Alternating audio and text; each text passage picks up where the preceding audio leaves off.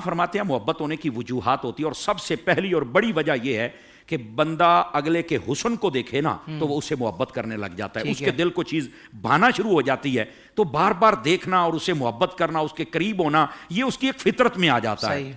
اگر یہ نقطہ میرے آقا کریم علیہ السلام کی ذات اقدس میں دیکھیں تو آپ سے بڑھ کر تو حسین کائنات میں ہے ہی کوئی نہیں۔ بے شک، سبحان اللہ، سبحان دیکھیں آپ حضرت حسان بن ثابت نے یہی تو مہر لگائی تھی، وَأَحْسَنُ مِنْكَ لَمْ تَرَ قَطُّ عَيْنِي، فرمایا میری آنکھ نے آج تک آپ جیسا حسین دیکھا ہی نہیں ہے۔ تو اگر حسین سے ہی محبت ہوتی ہے تو پھر حضور سے بڑھ کر تو حسین ہے ہی کوئی نہیں۔ وہ حضرت جابر کو دیکھو رضی اللہ عنہ، آپ فرماتے ہیں 14ویں کا چاند چڑھا ہوا ہے، سرخ دھاری دار لباس حضور نے پہنا ہوا ہے، میں کبھی ادھر دیکھتا ہوں کبھی ادھر دیکھتا ہوں اور فیصلہ کر رہا ہوں کہ وہ چاند خوبصورت ہے یا مدینے کا چاند خوبصورت ہے۔ تو فرماتے اس نتیجے پر پہنچا ہوں فَإِذَا هُوَ عِنْدِي أَحْسَنُ مِنَ الْقَمَرِ کہ میرے آقا میرے نزدیک چاند سے بھی زیادہ خوبصورت ہے۔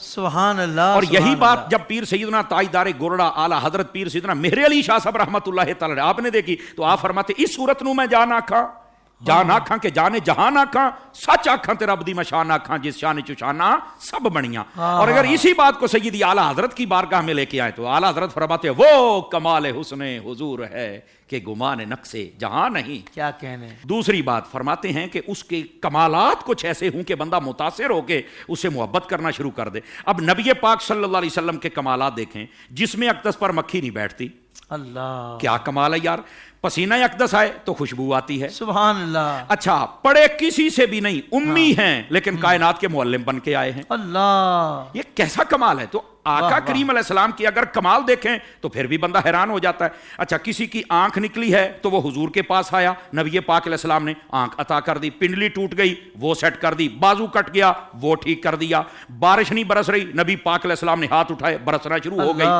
کہیں پر کنواں کڑوا ہے تو نبی پاک علیہ السلام نے لعاب دہن ڈالا۔ یہ کمالات ہیں، جب بندہ سنتا ہے تو صرف محبت نہیں عشق ہو جاتا ہے میرے آقا کریم علیہ السلام سے۔ سبحان اللہ۔ تو یہ دوسرا علماء نے لکھا کہ کمالات اتنے زیادہ ہوں اور اتنے اعلیٰ ہوں کہ بندے کو محبت ہو جائے۔ اگر یہ دیکھا جائے تو یہ آقا کریم علیہ السلام کی ذات اقدس میں بترجائے اتم پائے جاتے ہیں، تو پھر محبت تو ہو، آپ نے کہا کیوں ہوتی ہے، اس وجہ سے ہوتی ہے نبی پاک علیہ السلام سے محبت۔ اچھا پھر تیسری وجہ یہ ہے کہ کوئی بندہ آپ کے قریب ہی اتنا ہو کہ آپ اس حقیقت کو جھٹلا ہی نہ سکیں، وہ آپ کے لیے ہر وقت خیر طلب کرے، اتنا قریبی آپ کا، تو آپ کو آٹومیٹک محبت ہو جائے، جیسے آپ کو آپ کے ماں باپ کے ساتھ ہے، آپ کو آپ کے استاد اور پیر کے ساتھ ہے۔